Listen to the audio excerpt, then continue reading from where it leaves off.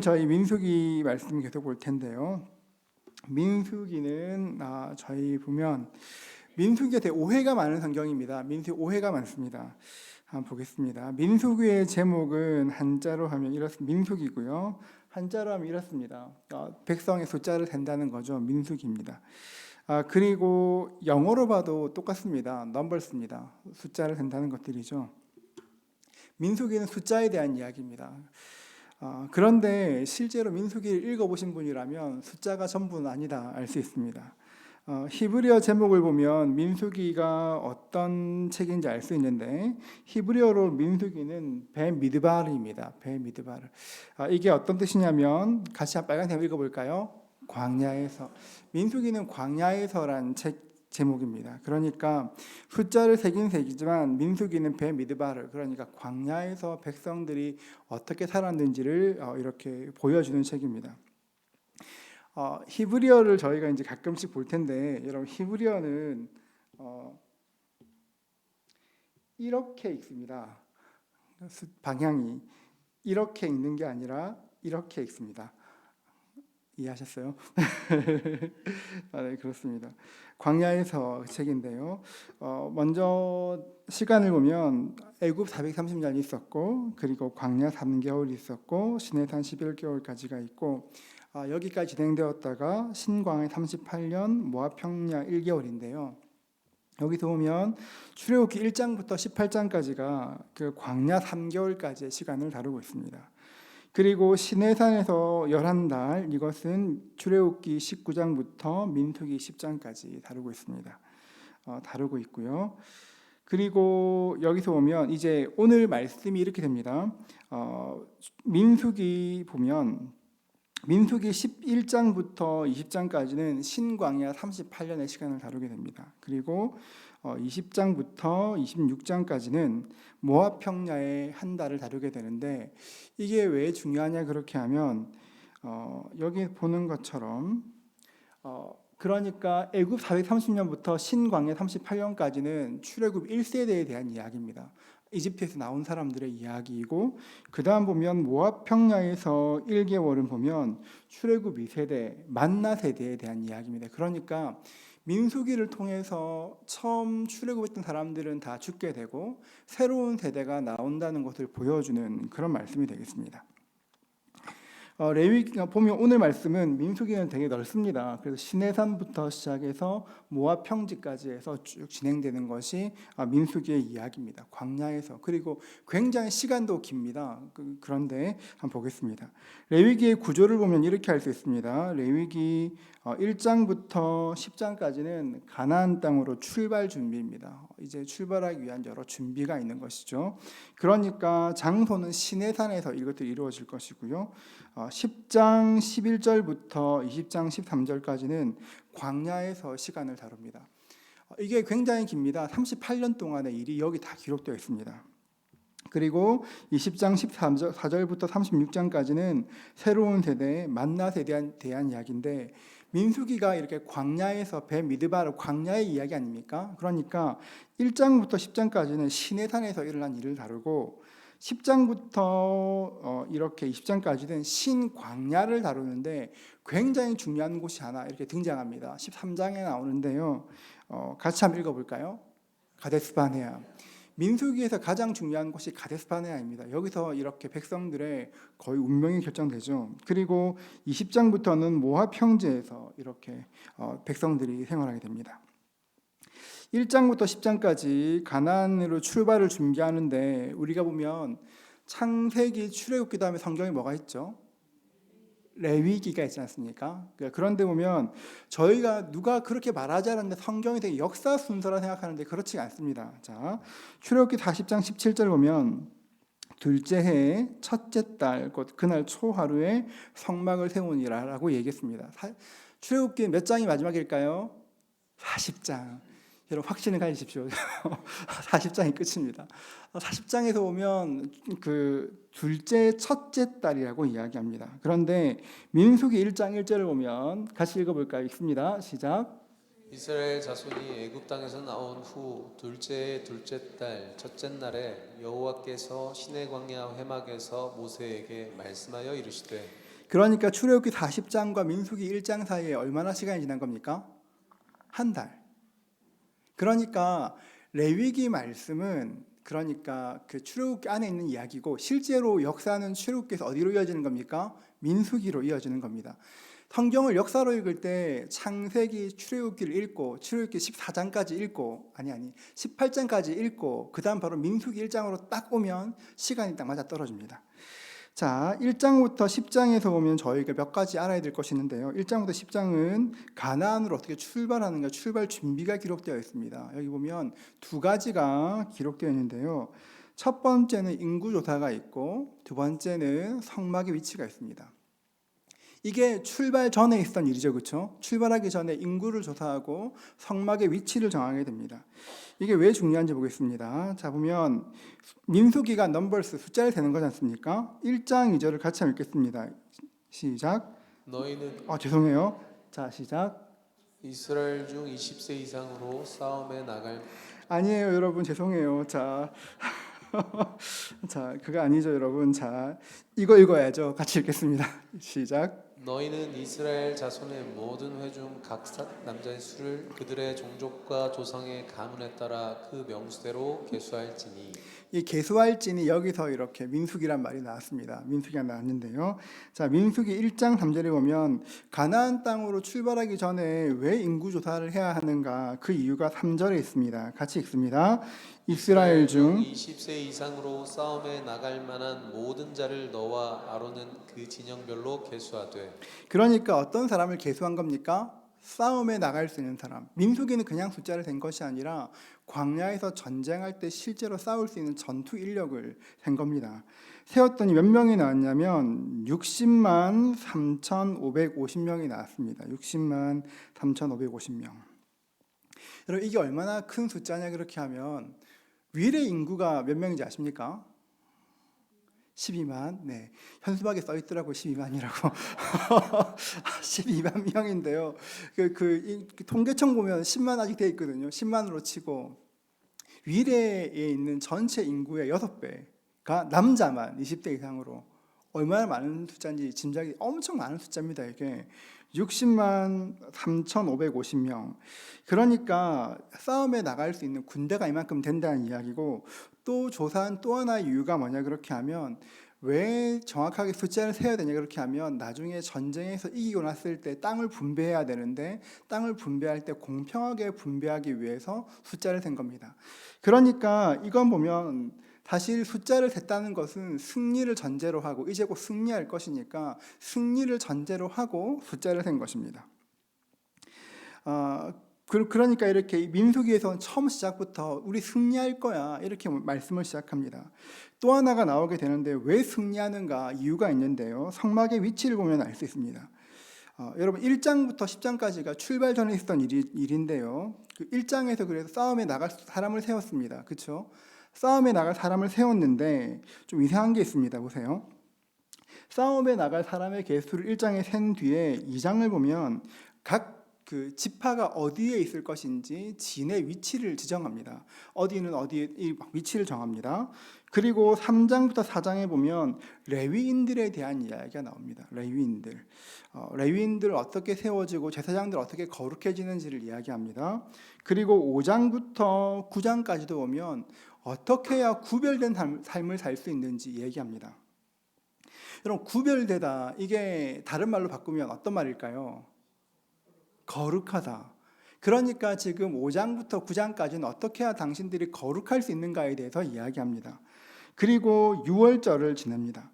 여러분, 이게 이상한 말 아닙니까? 지금 전쟁하러 나가는 겁니다. 전쟁을 하러 나가는데 싸움에 나갈 사람을 카운트했습니다. 그러면 그 다음부터는 어떻게 싸워야 될지 전략과 그런 전술이 나와야 되는데 하나도 없이 어디에 진을 칠 것이고 어디는 어디에 가고 이야기하고 어떤 레위인들은 어떤 일을 할 것인지 제사장들은 어떤 일을 할 것인지 이야기하고, 사실 그래서 민수기 1장부터 9장까지는 사실 읽어보면 레위기와 큰 차이가 없는 것 같습니다. 그 구별되라 막 이야기합니다.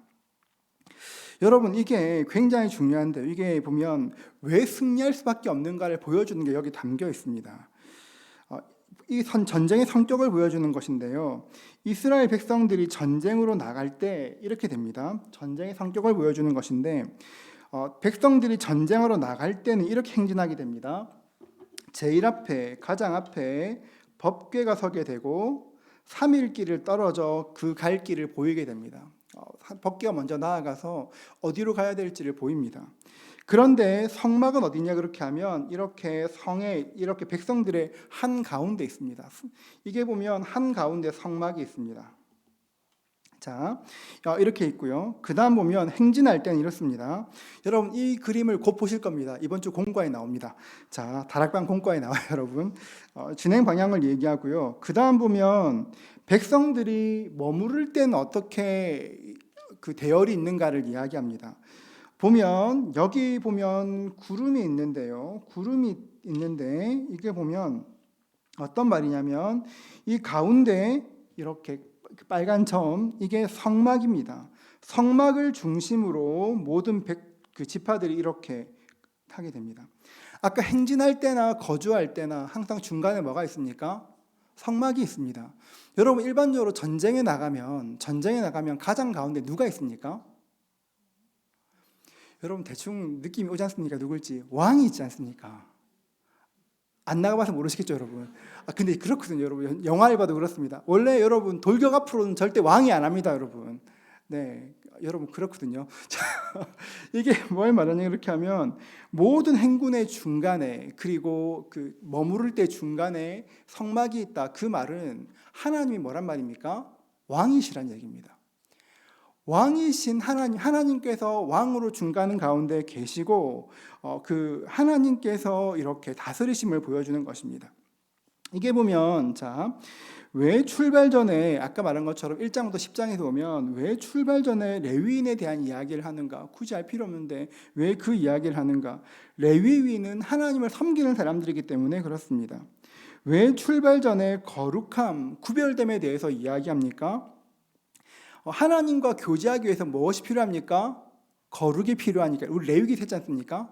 거룩이 필요하지 않습니까? 그러니까 출발 전에 모든 것들이 하나님께 집중되어 있습니다. 이 말은 곧 전쟁의 주체를 보여주는 것입니다. 가나안 전쟁을 이렇게 수행할 때 가나안 정복 전쟁은 어떤 내가 힘이 있고 능력이 있어 싸워 승리하는 것이 아니라 그 전쟁의 그 승패를 누가 좌우하는 겁니까? 왕이신 하나님께 있다는 겁니다. 그러니까 모든 준비가 어떻게 왕을 섬길 것인가, 어떻게 왕과 소통할 것인가에 모든 관심이 있는 것입니다. 그래서 보면 가나안 정복 전쟁이 이기는 전쟁이 되기 위해서는 하나님께서 왕이 되셔야 하고 하나님을 왕으로 인정할 때 승리하게 될 것이다를 이야기하는 것입니다. 사실 이스라엘 백성들은 가나안 족속들과 객관적인 전력으로 싸우면 절대 못 이기는 전력입니다. 이게 보면 오늘날 우리도 마찬가지입니다. 우리도 성도들이 세상 가운데 살아갑니다. 여러분 세상에서 살아갈 때 우리가 어떻게 살아가야 되겠습니까? 여러분 우리가 얼마나 지혜로워야 세상 사람들보다 지혜로울 수 있고 어떻게 살아야 이렇게 되겠습니까? 사실 이 땅을 살아갈 힘과 능력이 우리 참 부족합니다. 그런데 주님께서 날마다 우리에게 승리를 이렇게 약속하신 이유가 뭘까요? 우리에게 왕이 누구십니까? 하나님이시니까요. 우리 성도가 하루하루 살아갈 때 필요한 것이 있다면 하나님을 왕으로 모시고 그분을 왕으로 인정하고 내 삶의 주인 되시길 원하는 그 마음이 있어야, 다른 말로 하면 영권이 있어야 세상 가운데 승리할 수 있는 것입니다. 제가 자주 이야기하지만 우리 70년대, 80년대 교회가 참 약했습니다. 굉장히 부흥했지만 성도들이 그렇게 부유하지도 못했고 존경받지 못했습니다. 그런데 세상 사람들이 그때 교회를 깔보지는 못했습니다. 왜 그러냐 그렇게 하면 교회에 영권이 있었거든요. 마찬가지입니다. 우리가 세상 가운데 승리할 수 있는 비결이 뭡니까? 세상 가운데 우리가 날마다 이기기 위해서는 하나님을 왕으로 모시는 그 은혜, 영권이 있어야 승리할 수 있다는 것입니다. 전 여러분들에게 영권이 있기를 축복합니다. 여러분 이 좋은 이야기 할 때는 크게 아멘하셔야 됩니다. 다시 여러분들에게 영권이 있기를 축복합니다. 근데 그것은 하나님과 친밀할 때 생기는 겁니다. 그냥 생기는 것이 아니라 누가 막 주는 것이 아니라 내가 하나님과 교제할 때 그런 영권이 생기는 것입니다. 우리가 거룩함으로 구별되면 하나님께서 대신 싸우실 것이고 하나님도 승리케 하실 것입니다. 그렇기 때문에 거룩을 요구하셨습니다. 그러니까 1장부터 10장까지는 이 전쟁이 분명히 승리할 전쟁인데 승리하기 위해서는 누가 왕이 되어야 됩니까? 하나님이. 이걸 계속 기억해야 됩니다. 자, 10장 11절부터 20장 13절까지는 광야에서의 방황입니다. 방황입니다. 38년의 시간을 말하고 있죠. 민수기 10장 11절을 보면 우리 같이 읽겠습니다. 읽습니다. 시작. 둘째 달 스무날에 구름이 증거의 성막에서 떠오르매. 그러니까 이제 행진이 시작됐다는, 구름이 떠올랐다는 것은 움직이기 시작한다는 것입니다. 그런데 이때부터 구름이 떠올라서 몇 년 동안 방황합니까? 38년 동안 방황이 됩니다. 이게 굉장히 고통스러운 역사가 됩니다. 이스라엘 백성들은 보면 이렇게 지도인데요. 보시면 이렇습니다. 이집트에서 지금 저기 큰 점이 이집트거든요. 이집트에서 람세스 출발을 해서 여기 있는데 그 점이 여기가 지금 시내산입니다. 시내산까지 얼마가 걸렸냐면 석 달 동안에 걸쳐서 도착하게 됩니다. 그러니까 람세스부터 시내산까지 석 달 만에 갔습니다. 자, 그런데 보면 여기 있는 시내산에서 지금 여기 있는 점이 가데스바네아인데요. 점이 가데스바네아인데요. 여기까지가 지금 며칠 만에 갈 수 있는 길이냐 그렇게 하면 신명기 1장 9절에 보면 모세가 말하기를 11일 열 하루면 갈 수 있다고 얘기했습니다. 11일 220km입니다. 열 11일이면 갈 수 있다고 얘기했습니다. 그리고 이 다음 점이 지금 가나안 땅인데요. 모압 평지 입구인데요. 보면 80km 정도, 80km 됩니다. 그러니까 그냥 걸었으면 출발해가지고 11일 걷고 그리고 7일 걸으면 18일 하면 한 달이 안 돼서 도착하는 거리였습니다. 실제로 보면 이스라엘 백성들이 시내산에서 출발해서 가데스바네아까지 가는데 얼마가 걸렸을까요? 거의 9달 걸립니다. 11일이면 갈 수 있는 거리를 9달 걸립니다. 굉장히 신기하죠. 어떻게 하루에 1cm 가도 1cm 심한가? 1m 가도 될 것 같은데 이게 왜 그럴까요, 여러분? 보면 나중에 과정들을 보시면 아시겠지만 계속 이렇게 행진들이 이렇게 갑니다. 이런 식으로 V자처럼 구부러져 가게 됩니다. 계속 방황하게 됩니다. 이스라엘 백성들은 그렇게 열 하루길 정도 갈 거리를 실제로 9달 걸려서 가게 됩니다. 그래서 가데스바네아에 도착했습니다. 일단 도착은 했습니다. 도착했는데 여기서 정탐을 보내게 됩니다. 민수기 13장 16절에서 20절인데요. 같이 읽겠습니다. 함께 읽습니다. 이는 모세가 땅을 정탐하러 이름이라. 모세가 눈의 아들 호세아를 여호수아라 불렀더라. 모세가 가나안 땅을 정탐하러 그들을 보내며 이르되 너희는 네겝 길로 행하여 산지로 올라가서 그 땅이 어떠한지 정탐하라. 곧 그 땅 거민이 강한지 약한지 많은지 적은지와 그들이 사는 땅이 좋은지 나쁜지와 사는 성읍이 진영인지 산성인지와 토지가 비옥한지 메마른지 나무가 있는지 없는지를 탐지하라. 담대하라. 또 그 땅의 실과를 가져오라 하니 그때는 포도가 처음 익을 즈음이었더라. 가데스바네아에서 정탐꾼을 가나안 땅으로 보내면서 내 가서 지금 포도가 익을 때니까 그 좀 열매를 가져와봐 말하는 겁니다. 얼마나 그 땅이 비옥한지 보겠다는 것이죠. 자, 갔다 왔습니다. 13장 23절부터 25절인데요. 또 에스골 골짜기에 이르러 거기서 포도송이가 달린 가지를 베어 둘이 막대기에 꿰어매고 또 석류와 무화과를 따니라. 이스라엘 자손이 거기서 포도를 베었으므로 그것을 에스골 골짜기라 불렀더라. 40일 동안 땅을 정탐하기를 마치고 돌아와. 그러니까 포도송이를 이렇게 포도송이가 달린 가지를 베어서 막대기에 이 되게 유명한 그림 있지 않습니까? 이런 그림 여러분 보셨습니까? 많이 보셨죠, 이런 그림. 네. 제가 이제 인터넷에서 이거 강의 준비하다가 어떤 조금 더 실감나는 그림이 없을까 막 서칭했는데 엄청 재밌는 거 하나 찾았습니다. 우리 이런 거 있는데 이런 그림도 있습니다. 짜잔.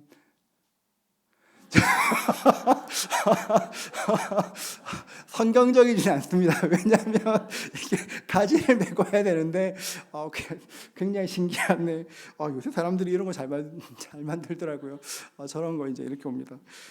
그러니까 포도송이가 달린 가지를 메고 와야 될 만큼 굉장히 풍요로운 땅이었습니다. 그런데 이제 이 말씀에서 문화적인 괴리가 있습니다. 뭐가 있냐면 지금 여러분이 이스라엘 땅을 이렇게 TV나 유튜브나 보시거나 하면 실제로 갔다 오시면 더 그러시겠지만 굉장히 척박합니다. 여러분 실제로 이스라엘의 포도 농사가 잘 됩니다. 특별히 헤브론에 가면 이렇게 포도가 약간 MSG를 치면 한 알이 자두알만 하는 게 많이 치면 그런 게 있습니다. 포도가 되게 유명합니다. 엄청 유명한 포도입니다. 그런데 지금 우리가 가보면 워낙 척박한 땅이니까 저 말이 믿어지지가 않습니다. 그런데 재미있는 기록이 있는데요.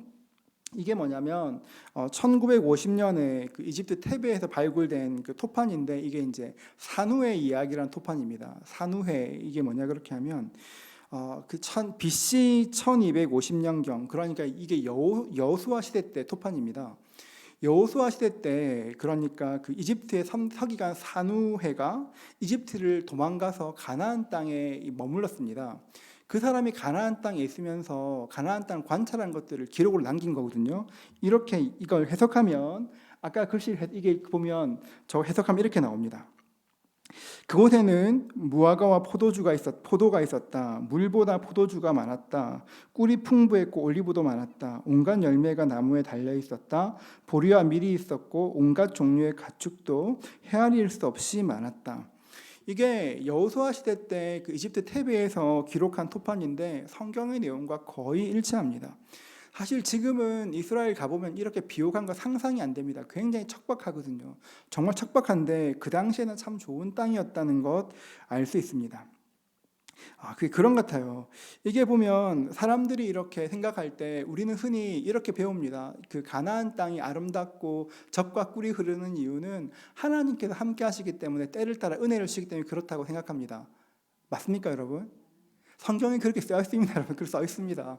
성경에 그렇다고 되어 있습니다. 그런데 하나님께서 약속의 땅을 주셨을 때 정말로 그렇게 척박하기만 한 곳인데 하나님의 은혜가 있어야만 좋은 곳일까 되게 고민했었거든요. 그러다가 제가 이걸 발견하게 된 것인데 이게 뭘 말하냐 그렇게 하면 여러분 하나님께서 약속하신 것들이 지금 보기에 안 좋아 보일 수 있지만 사실은 굉장히 좋은 것이라는 걸 얘기하는 겁니다. 가나안 땅이 굉장히 좋은 곳이었습니다. 그리고 더 좋은 이유가 뭐냐면 하나님의 약속이 있기 때문에 더 좋은 것입니다. 하나님께서 여러분에게 약속하신 것들은 좋은 것입니다. 여러분 명절 끝나고 나서 컨디션이 떨어졌군요. 한 번 더 하겠습니다. 하나님께서 여러분에게 약속하신 건 좋은 겁니다. 진짜 좋은 겁니다. 그런데 정말 좋은 걸 약속하셨는데 하나님이 함께 계시니까 그게 훨씬 좋아지는 겁니다. 그전 게 필요 없을 만큼 하나님이 함께 하시니까 그전에 좋았던 것이 아무 필요 없을 만큼 좋아지는 게 하나님의 약속입니다. 그래서 보면 이렇게 되게 좋은 땅이었다. 그래서 너무 좋은 땅인데 그 땅을 40일간 둘러보고 와서 이렇게 이야기합니다. 민수기 13장 31절부터 33절 굉장히 유명한 말씀이죠. 같이 읽겠습니다. 그와 함께 올라갔던 사람들은 이르되 우리는 능히 올라가서 그 백성을 치지 못하리라. 그들은 우리보다 강하니라 하고 이스라엘 자손 앞에서 그 정탐한 땅을 악평하여 이르되 우리가 두루 다니며 정탐한 땅은 그 거주민을 삼키는 땅이요 거기서 본 모든 백성은 신장이 장대한 자들이며 거기서 네피림의 후손인 아낙 자손의 거인들을 보았나니 우리는 스스로 보기에도 메뚜기 같으니 그들이 보기에도 그와 같았을 것이니라. 여러분 이 말씀이 굉장히 아픈 말씀이죠. 우리가 잘 아는 말씀입니다. 땅은 너무 좋은데 가나안 땅 거민들이 너무 강하다는 것입니다. 백성들이 이 말을 듣고 울었습니다. 그리고 그 다음 말이 뭔지 아십니까? 이집트로 돌아가자 이 얘기했습니다. 여러분 이게 이제 저희가 생각해야 될 것은 정탐꾼들의 말이 사실이었을까요? 사실입니다, 여러분. 사실입니다. 왜냐하면 이 당시 그 이스라엘 백성들에 보면 발굴된 이렇게 여러 자료들을 보면 이스라엘 백성들의 평균 신장이 한 165 정도 됩니다. 그런데 가나안 땅에서 온 사람들, 지금 가나안 땅에 사는 사람들은 크레타 섬에서 온 해양 민족입니다. 그러니까 그 사람들의 키가 지금 발굴에 의하면 그 당시 한 185 정도가 평균 키입니다. 여러분 165가 185를 볼 때 어떤 느낌일까요? 엄청 커 보입니다. 진짜 커 보입니다. 그러니까 그 말이 다 맞는 말입니다. 절대 우리 못 이겨.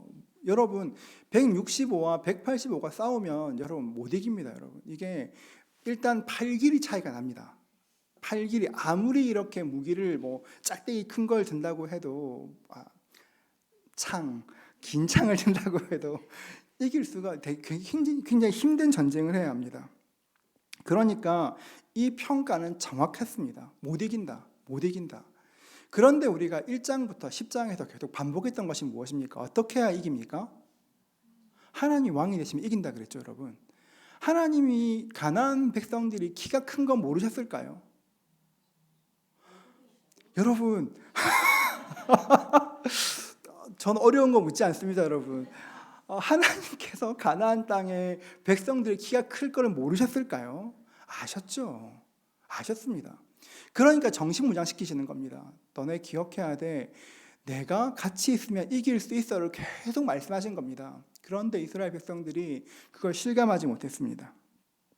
처음 출발할 때 이 전쟁은 누가 수행하는 전쟁인가? 왕이신 하나님이 수행하는 전쟁이다 계속 말씀하셨는데 그들은 말하기를 어떻게 말하냐면 보면 이렇게 이야기합니다. 31절 한 번 더 제가 읽으면 그와 함께 올라갔던 사람들이 이르되 그 말씀 보세요.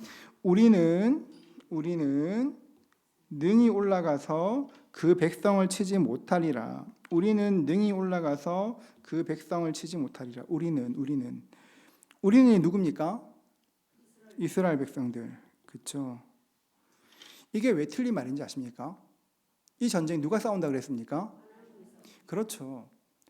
이스라엘 백성들이 지금 여러분 200만 명이 석 달 동안 광야를 이동해 왔는데 여러분 저희 이렇게 한번 우리 교회 성도님들 전부가 다 1박 2일쯤 이렇게 캠핑을 가는 겁니다. 가장 먼저 부딪히는 문제가 뭔지 아십니까? 화장실 문제 엄청 부딪힙니다, 여러분. 여러분 우리 500명이 한 번에 화장실을 쓴다 할 때 어떻게 할까요, 여러분? 식사는 어떻게 준비할까요? 굉장히 힘든 일입니다. 하나님이 그거 다 해결하시고 인도하셨습니다. 가나안까지 왔습니다. 이때까지 사실은 그 사람들이 이집트에서 시내산까지 가데스바네아에 온 것이 다 하나님의 은혜로 온 건데 지금 말하는 거 보면 우리는 능히 올라가서 백성을 치지 못하리라. 그러니까 자기들은 누구의 능력으로 거기까지 간 겁니까? 아니 이제 자기들은 자기들의 능력으로 했다 생각하는 거죠. 이게 곤란한 겁니다, 여러분. 이게 우리가 굉장히 자주 하는 실수입니다. 여러분이 지금까지 여기 온 것이 누구의 은혜로 왔습니까? 하나님의 은혜로 오시지 않습니까? 그런데 우리가 정신 안 차리면 자꾸 내가 열심히 해서 여기까지 온 줄 압니다. 저 날마다 제가 저한테 이 얘기합니다. 저 우리 교회 이렇게 사람들 가득 찬 거 보면 정말 기분 좋습니다. 너무 좋습니다. 그런데 늘 이야기해요. 너 때문에 온 게 아니야. 늘 제가 저한테 얘기합니다. 여러분 마찬가지예요, 여러분. 여러분의 인생에서 어떤 성취를 했고 무엇을 이루었건 간에 여러분의 힘으로 한 게 아니라 누구 힘으로 한 겁니까? 그러면 이 다음 불가능한 일을 할 때 누가 도우십니까? 그런데 여러분 이스라엘 백성들이 여기서 어떻게 하냐면 우리는 모든 초점이 내가 하니까 못 이기는 겁니다. 이게 굉장히 슬픈 겁니다. 그런데 이게 보면 제가 이 얘기를 하고 싶어요. 스카펙이라는 학자가 있는데요. 그 학자는 원죄를 이렇게 말합니다. 같이 읽어볼까요? 원죄가 뭐라고요? 여러분 죄는 사실은 큰 게 아니라 생각을 게으르게 하는 겁니다.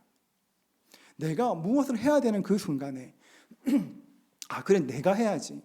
자꾸 우리는 나도 모르게 내가 해야지가 됩니다. 여러분 그렇지 않으세요? 내가 좀 해야지. 그런데 누가 하셔야 됩니까? 하나님이 하셔야 승리할 수 있는데 자꾸 우리는 내가 하려고 그렇게 하니까 자꾸 일이 꼬이고 안 되는 겁니다. 하나님이. 여러분 이스라엘 백성들이 이집트에서 나온 것이 자기 실력으로 나온 게 아닙니다, 여러분. 10가지 재앙으로 하나님께서 이집트를 멸하시고 하나님이 홍해를 가르셨습니다. 다 하나님 실력이에요. 광야에서 200만 명을 먹이시고 입히시고 재우셨습니다. 하나님의 은혜예요. 나중에 신명기 끝에 가보면 민수기 끝에 가면 또 나오게 되지만 광야에 불뱀이 있습니다. 여러분 근데 보면 반역하기 전까지 한 번도 이스라엘 백성들이 불뱀에 물렸단 말 자체가 없습니다. 똑같은 광야예요, 여러분. 똑같은 광야인데 똑같이 불뱀이 있었습니다. 그런데 200만 명이 한 번도 물렸다는 사람이 없습니다. 왜 그런지 아십니까? 하나님이 보호하시니까요. 근데 죄를 짓고 하나님이 보호하시지 않으시니까 똑같은 환경 가운데 불뱀에 노출되어 죽는 겁니다. 여러분 주어를 잘 아셔야 됩니다. 여러분이 하는 게 아니라 누가 하시는 겁니까? 여러분이 하는 게 아니라 누가 하는 겁니까? 하나님이. 자꾸 여러분이 내가 할 때 자꾸 말씀하셔야 됩니다. 하나님이. 내가 아니라 하나님이. 생각을 게으르게 하면 여러분 결국 울게 됩니다. 이스라엘 백성들이 울었습니다. 돌아가자고 울었습니다. 여기까지 왔는데 이제 돌아가자고 울었습니다.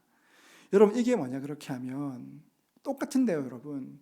여러분의 실력을 의지하고 여러분의 힘만 의지하면 결국 울 겁니다, 여러분. 하나님의 힘으로 의지하면 여러분 안 웁니다. 그런데 여러분의 힘을 의지하면 결국 울게 될 겁니다. 이게 어디까지 가는지 아십니까? 요한계시록에 똑같이 나옵니다. 바벨론이 망할 때 세상의 소망 두는 모든 사람들 다 웁니다. 이게 사람의 유한함이고 우리의 능력입니다. 내 힘으로 뭔가 하려고 그렇게 하면 결국 울게 되어 있습니다. 여러분, 여러분의 힘으로 하는 것이 아니라 하나님의 힘으로 할 수 있기를 축복합니다. 여러분 이게 굉장히 중요합니다. 그래서 보면 자꾸 주어가 내가 되면 진짜 힘들어지는 것입니다. 하나님께서 가나안 땅으로 보면 이렇게 이스라엘 백성들을 정탐꾼을 보내신 이유가 뭐냐 그렇게 하면 하나님이 보내신 것 같지만 사실은 이스라엘 백성들이 가기를 원했습니다. 하나님의 마음은 1장에서 본 것처럼 한 번에 쭉 보내는 거였습니다. 첫 번째 인구 개수를 왜 했다 그랬습니까? 싸울 사람을 뽑고 그 다음 무엇을 위해서? 땅을 분배하기 위해서. 하나님의 계획은 1장부터 그냥 한 번에 쭉 보내가지고 가나안 땅 주실 게 하나님의 계획이었습니다. 그런데 이스라엘 백성들이 가데스 바네아쯤 오니까 겁나는 겁니다. 그래서 보면 이렇게 말합니다. 너희가 다 내 앞으로 나와 말하기를 우리가 사람을 우리보다 먼저 보내어 우리를 위하여 그 땅을 정탐하고. 그러니까 하나님이 정탐을 보내신 것이 아니라 자기들이 가기를 청했습니다. 우리 좀 가서 보고 오겠습니다. 할 만한지. 하나님께서 이런 요청을 받았을 때, 요구를 받으셨을 때 하나님 오케이 하셨습니다. 그 이유가 뭘까요? 믿음을 달아보시는 겁니다. 너네 이렇게 거의 2년 가까이 했는데 너네 믿음 얼마인지 한번 보자. 달아보신 겁니다. 하나님께서는 그냥 가라고 하셨는데 백성들은 정탐을 보내겠다고 이야기합니다. 그리고 강대한 적 앞에 이스라엘 백성들은 돌아가겠다 이야기합니다. 하나님을 못 믿겠다 말하는 것이죠. 여러분 원죄가 뭐라 그랬습니까? 생각의 게으름입니다. 여러분 꼭 기억하십시오. 생각에 게으르면 죄를 짓게 돼 있습니다. 언제나 그렇습니다. 삶의 모든 순간에 내 생각이 게을러지면 죄를 짓습니다. 민수기를 처음 시작할 때 우리 1장에서 이스라엘 지금 나갈 때 그 장정이 몇 만이라고 했습니까? 60만. 60만 명 장정이 있으면 한번 의지가 있다면 싸워볼 만하지 않을까요?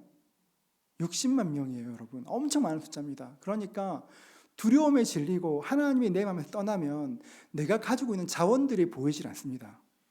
하나님께서 내 삶에 여러 자원을 주셨어요. 여러 필요한 것도 주셨는데 하나님이 떠나시고 나면 그 은혜가 없으면 내가 가진 것도 활용할 수 없게 됩니다. 이게 진짜 무서운 겁니다. 그런 게 있어요. 진짜 보면 굉장히 똑똑하고 지혜로우신 분이 계신데 영적인 일만 만나면 그렇게 둔해지시는 분이 계십니다. 하나님께 기도하셔야 됩니다. 주님 지혜롭게 해주십시오. 영안을 밝혀주십시오. 하나님께 기도해야 되는 것입니다. 자, 불신앙의 결과가 무엇인가? 불신앙의 결과가 뭡니까? 이렇게 못 갑니다. 울었습니다. 그리고 불신앙의 결과가 뭔가? 자, 민수기 14장 11절 12절 같이 읽습니다. 시작. 여호와께서 모세에게 이르시되 이 백성이 어느 때까지 나를 멸시하겠느냐? 내가 그들 중에 많은 이적을 행하였으나 어느 때까지 나를 믿지 않겠느냐? 내가 전염병으로 그들을 쳐서 멸하고 내게 그들보다 크고 강한 나라를 이루게 하리라. 하나님께서 아브라함과 했던 약속들을 취소하시고 내가 모세를 통해 새로운 민족을 만드시겠다 말씀하십니다. 그때 모세가 적극적으로 기도합니다. 하나님 그러지 마시라고, 하나님 용서해 달라고. 이게 하나님이 그런 간구를 듣고 하나님께서 용서하십니다. 용서하신 후에 어떻게 말하냐면 우리 14장 34절 같이 읽습니다. 너희는 그 땅을 정탐한 날 수인 40일에 하루를 1년으로 쳐서 그 40년간 너희의 죄악을 담당할지라. 너희는 그제서야 내가 싫어하면 어떻게 되는지를 알리라 하셨다 하라. 40년간 죄악을 감당을 하셨습니다. 하루 1일을 1년으로 쳐서 40년간 그렇게 방황하게 됩니다. 이 40년의 방황이 끝나면서 이제 가나안 땅을 옮겨지게 되는데요. 사실 그래서 누군가는 어느 학자는 말하기를, 누구 이름인지 기억은 잘 안 나는데 어느 학자는 어떻게 말하냐면 출애굽 행렬을 세상에서 가장 긴 장래 행렬이다 이렇게 말하게 됐습니다. 40만 명이 200만 명이 나왔으니까요. 하루에 몇 명이나 죽었을까요? 무수하게 죽었을 겁니다. 40년 동안 엄청 죽었을 겁니다. 나중에 민수기 읽어보시면 그걸 가지고 백성들이 모세에게 트집 잡는 장면들이 계속 나오게 됩니다. 정탐한 수대로 40일인데 하루를 1년으로 40년 동안 방황하게 됩니다. 자, 그런데 우리가 늘 감사한 것은 우리는 불순종하고 죄를 짓지만 하나님이 어떤 분인가? 하나님은 자비로운 분이십니다. 하나님은 자비로운 분이십니다. 가데스바네아의 사건은 이렇게 불순종이고 어리석은 일 때문에 40년간 방황이 되지만 하나님께서는 자비를 베푸십니다. 그래서 실제로 얼마 동안 방황하냐 그렇게 하면 신명기 2장 14절 같이 읽습니다. 가데스바네아에서 떠나 세레 시내를 건너기까지 38년 동안이라. 이때에는 그 시대의 모든 군인들이 여호와께서 그들에게 맹세하신 대로 진영 중에서 다 멸망하였나니. 몇 년입니까? 38년, 2년 깎아 주신 겁니다. 2년. 여러분 그까지 일은 하시겠지만 2년이면 군대를 2번 갔다 올 수도 있습니다, 여러분. 2년 하나님 이렇게 감해해 주셨습니다. 이게 왜 중요하냐 그렇게 하면 이 사건에만 그치는 것이 아니라 보십시오. 마태복음 24장 22절도 같이 읽습니다.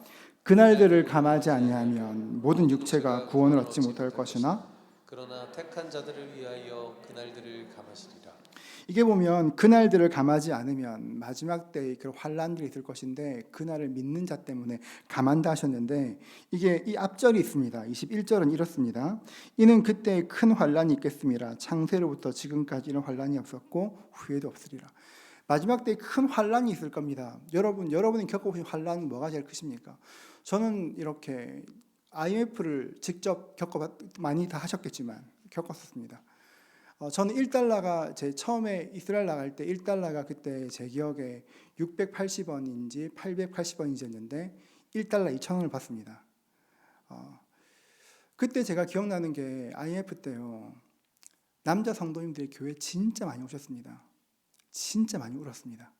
양복 입고 교회 오셔가지고 수도 없이 울었습니다.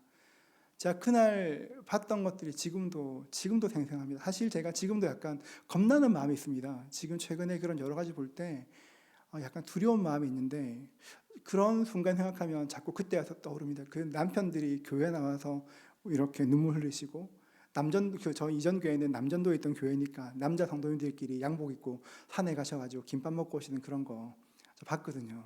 기억납니다. 저 참 그날 무서웠었습니다.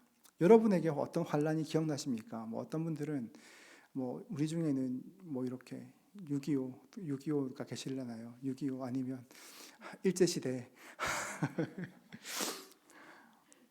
어떤 참혹한 환란이 저는 이제 역사 좋아해서 그런 역사에 대한 걸 참 많이 보거든요. 그런 세계대전 때 얼마나 비극적인 일이 많았는지를 많이 보게 되는데 여러분 근데 보면 그 마지막 날 때 환란이 얼마나 크냐 그렇게 하면 제가 지금 말했던 IMF나 세계 2차 대전이나 6.25나 말고 그때는 어떤 환란이냐면 창세 후로부터 지금까지 이런 환란이 없었고 후에도 없을 환란이 있을 겁니다. 진짜 무서운 환란이 있다는 겁니다.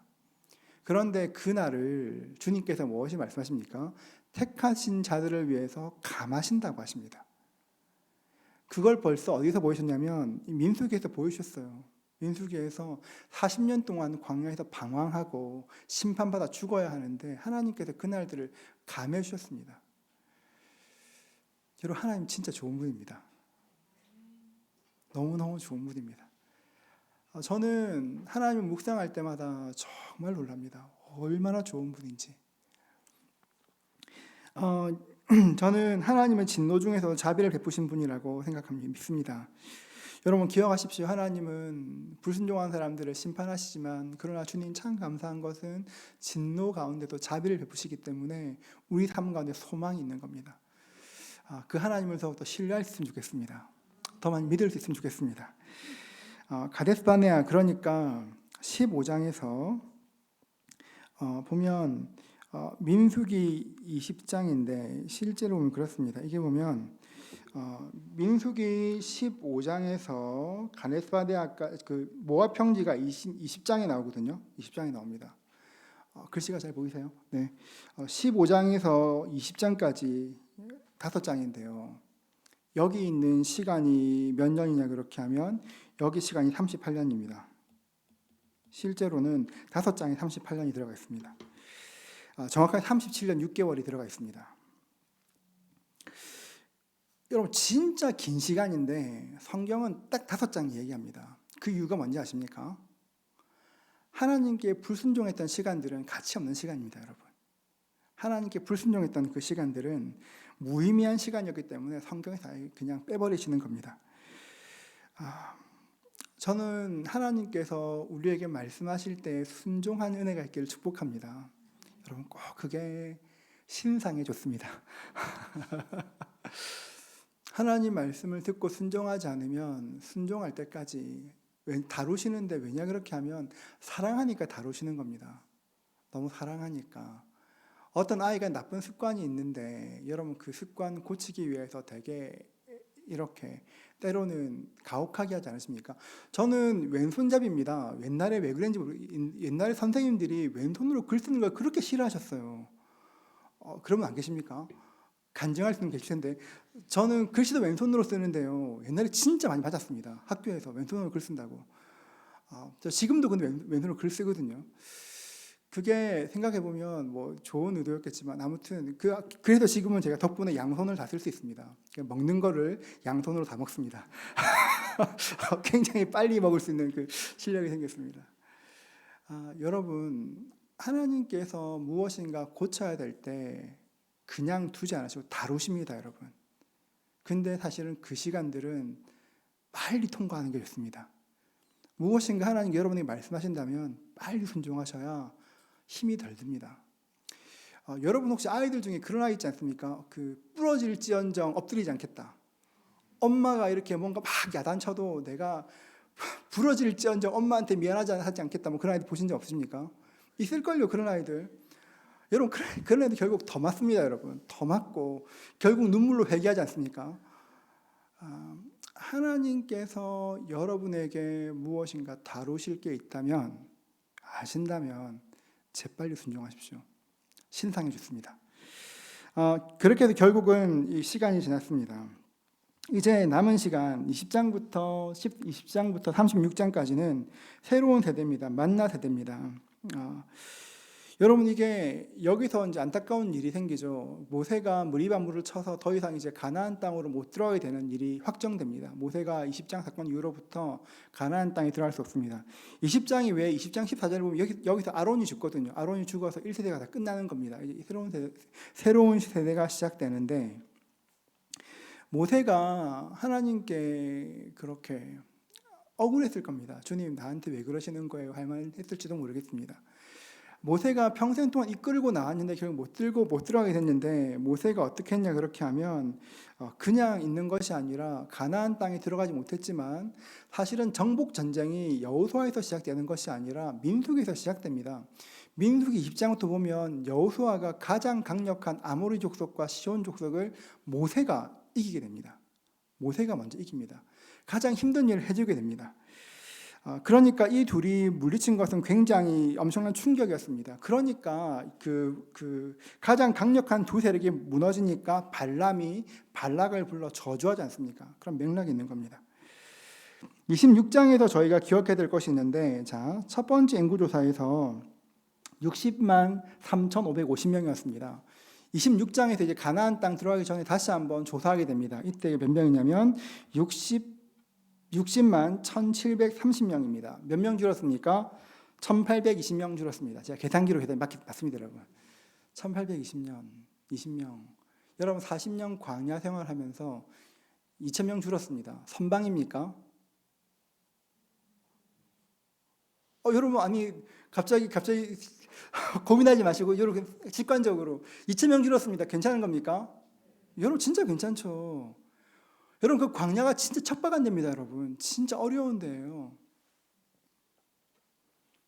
근데 이게 여러분 얼마 안 줄었는데 사실 이게 굉장히 치명적인 겁니다.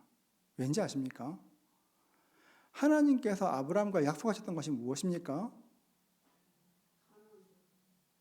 바다의 모래 같은 수많은 민족, 생육하고 번성할 것, 자손들이 많아질 것 계속 말씀하셨거든요. 그러니까 약속대로 순종했으면 광야에서 주는 게 아니라 늘었을 겁니다. 줄었다는 게 뭘 의미하냐 그렇게 하면 당신들은 불순종했다는 것을 단적으로 보여주는 것입니다. 결과가 드러나는 것이죠. 이스라엘의 끊임없는 불순종으로 결국 인구가 줄어들었습니다. 이 일에 대해 바울은 이렇게 말합니다. 사도행전 13장 18절 같이 읽습니다. 광야에서 약 40년간 그들의 소행을 참으시고 하나님이 몇 번이나 진멸하시려고 마음먹으셨다가도 참으셨습니다. 여러분 하나님 참으신 이유가 뭘까요? 참으신 이유가 뭘까요? 물론 모세가 중복이 돼서 그럴 수도 있습니다. 근데 더 큰 게 있다면 하나님은 약속에 신실하시기 때문에 그렇습니다. 전 이 말씀이 너무 좋습니다. 하나님 약속에 신실하십니다. 하나님은 죄를 미워하시고 심판하십니다. 그러나 더 큰 마음이 뭐냐면 죄를 지으면 심판하시는 것이 하나님 공의인데 더 큰 마음이 뭐냐 그렇게 하면 죄인이라 할지라도 돌이키면 용서하시고 유업들을 나누어 주신다는 것입니다. 그 마음이 큽니다. 사실 민수기는 블랙박스라고 제가 제목 붙였는데 민수기의 모든 기록들은 실패의 기록들입니다. 하나도 하나님 마음을 시원하게 한 것이 없습니다. 실패하고 또 실패하고 또 실패했는데 하나님은 언제나 일으키시고 용서하셨습니다. 여러분도 그럴 겁니다. 여러분 살다가 넘어질 때가 있죠, 여러분. 나는 자꾸 왜 이런 죄를 지을까 이런 거 있죠, 여러분. 왜 똑같이 할까 여러분. 그런데 기억해야 될 것은 내 죄보다 하나님의 은혜가 훨씬 크다는 것입니다. 넘어질 수 있습니다, 여러분. 넘어질 수 있습니다. 그런데 하나님과 함께 일어나면 괜찮습니다. 민수기를 보십시오. 여러분 웬만큼 넘어져도 이스라엘 백성들보다 나을 겁니다, 확실히. 여러분 갑자기 어느 날 갑자기 나는 하나님 안 믿어요 이런 분이 많이 안 계시겠죠, 여러분? 나 하나님 싫어요 그러면 안 계시지 않습니까? 근데 이스라엘 백성들은 밥 먹듯이 하나님 싫다는 얘기를 입에 달고 달았습니다. 그런데 하나님 용서하시고 약속의 땅까지 인도하셨습니다. 그 하나님이 우리 하나님이십니다. 아멘. 날마다 하나님 의지하시고 내 힘과 내 능력으로 나가는 것이 아니라 하나님만 의지할 수 있는 저와 여러분 되실 수 있기를 주의 이름으로 축복합니다. 기억하십시오. 광야는 누가 왕이 되어야 승리합니까? 하나님이 왕 되셔야 승리합니다. 여러분 이걸 그냥 가슴에 막 이렇게 새겨 놓으십시오. 그래서 생각나도록 자꾸 내 생각이 내가 할 때마다 하나님을 바꿔 나가십시오. 그럴 때 여러분의 인생이 꽤 근사해질 것입니다. 그 은혜 누리실 수 있기를 축복합니다. 함께